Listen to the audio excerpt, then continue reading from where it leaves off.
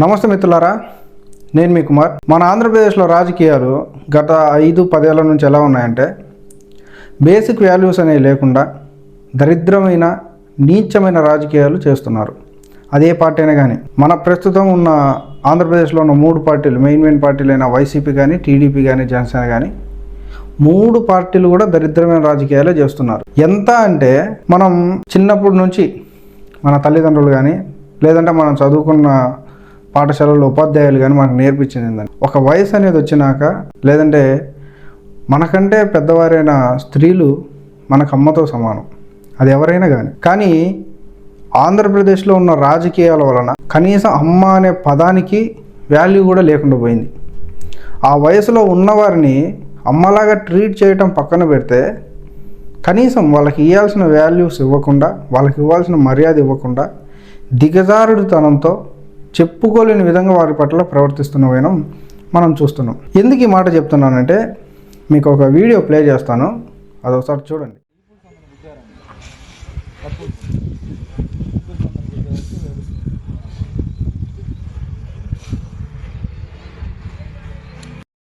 ఎనిమిది మంది వచ్చి నన్ను నా కొడుకును కొట్టి కత్తులతోనూ వెంకట్రావు అనే వ్యక్తి నా జాకెట్లో చెయ్యేసి జాకెట్ అంతా చీరంతా చింపేసి వెళ్ళ దారంతో కూడా లాక్కొని పోయేసి కొట్టి ఆడ పడేసిపోయాడు. కాళ్ళ చేత కత్తులతో కొట్టాడు మమ్మల్ని. ఈ కత్తులతో మాకు చేతులు దెబ్బలు చూడు ఇక్కడ తగిలినవి.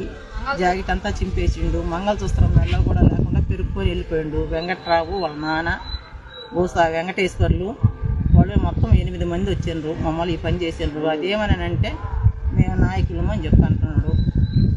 జనసేన ఊసా వెంకట్రావు, ఊసా వెంకటేశ్వర్లు, ఊసా పెద్ద వాళ్ళ నాన్న వెంకటేశ్వర్లు, ఆలూరి వెంకటేశ్వర్లు మొత్తం 8 మంది.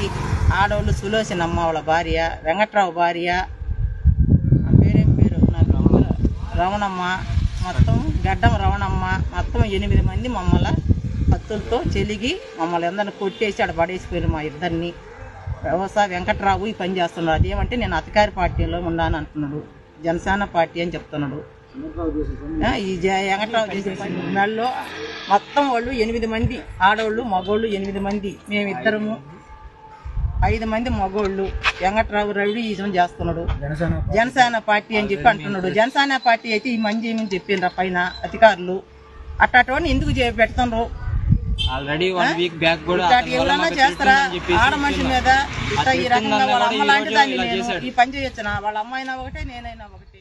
వీడియో చూశారు కదా, ఆ వయసులో ఉన్న మహిళ వీడియో చూస్తున్న మీకు కానీ నాకు కానీ ఒక తల్లితో సమానమే కదా. మన ఆంధ్రప్రదేశ్లో జనసేన పార్టీకి సంబంధించిన కొందరు వెధవలు, మళ్ళీ చెప్తున్నా, జనసేన పార్టీకి సంబంధించిన కొందరు ఎదవలు ఆ తల్లిని ఎంత ఇబ్బంది పెట్టారు. ఇప్పుడు అసలు అక్కడ జరిగిన సంఘటనని మనం నోటితో మాట్లాడుకోగలమా? ఆవిడ్ని ఇట్లా చేశారు, ఆవిడ్ని ఇలా ఇబ్బంది పెట్టారు అని మాటలతో చెప్పగలమా? చెప్పుకోలేని స్థితిలో, మాట్లాడుకోలేని స్థితిలో ఆమెను ఇబ్బంది పెడితే అధిష్టానం, జనసేన పార్టీ అధిష్టానం లేదంటే కూటమి ప్రభుత్వం వాళ్ళపై ఎటువంటి చర్యలు తీసుకుంటుంది మనం వేచి చూడాలి. ఆవిడ పోలీస్ స్టేషన్లో కూడా కేసు పెట్టారు. ఎటువంటి చర్యలు తీసుకుంటారనేది మనం వేచి చూడాలి. అయితే నేను ప్రజలందరికీ చెప్పాలనుకునేది ఏంటంటే రాజకీయాలు అనేది రాజకీయాల్లాగానే చూడాలి. రాజకీయంలో మెయిన్ లీడర్లు ఎవరు కూడా ఇటువంటి సాహసాలు చేయరు. ఎందుకంటే వాళ్ళ రాజకీయ భవిష్యత్తుకి ఇబ్బంది అవుతుందని, వాళ్ళకి ఆ నియోజకవర్గంలోనో లేదంటే వాళ్ళ ప్రాంతంలోనో చెడ్డ పేరు వస్తుందని వాళ్ళు ఎటువంటి కార్యక్రమాలు చేయరు. ప్రజెంట్ జరుగుతున్న రాజకీయాలలో మనం గమనిస్తే ఎగ్జాంపుల్ చెప్పాలంటే 2019 నుంచి 24 వరకు వైఎస్ఆర్ కాంగ్రెస్ పార్టీ ప్రభుత్వంలో ఉంది. మొన్న జరిగిన 24 ఎలక్షన్లో ఓడిపోయింది. గౌరవనీయులైన నారా చంద్రబాబు నాయుడు గారు ముఖ్యమంత్రి అయ్యారు. ఆయన పార్టీ లేదంటే కూటమి ప్రభుత్వం విజయం సాధించింది. వీళ్ళు గెలిచాక లాస్ట్ గవర్నమెంట్లో ఉన్న ఎమ్మెల్యేలపై, మంత్రులపై అనేక రకాలైన కేసులు పెట్టారు. కానీ కొంతమంది లోపల ఉన్నారు, కొంతమంది బెయిల్ మీద బయటకు వచ్చారు. ఇంకా కొంతమంది మీద కేసులు పెట్టొచ్చు.